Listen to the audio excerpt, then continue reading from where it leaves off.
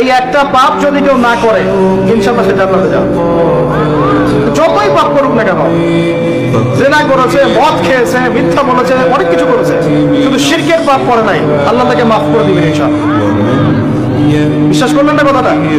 নবীজি বলেছেন এই উম্মতের যে কোনো ব্যক্তি যতই পাপ করুক না কেন আল্লাহ পাক সমস্ত পাপ মাফ করতে পারেন, কিন্তু শিরকের গুনাহ আল্লাহ পাক মাফ করবেন।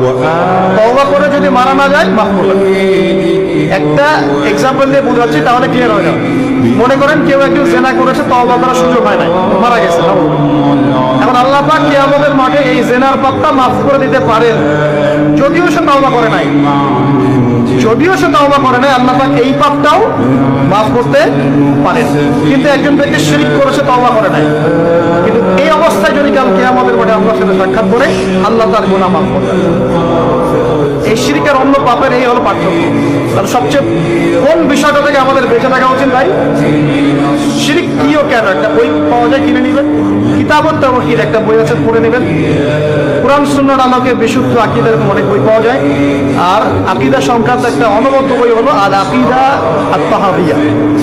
এই 4-5টা বই পড়লে আপনার শিরকের কনসেপ্ট ক্লিয়ার হয়ে যাবে।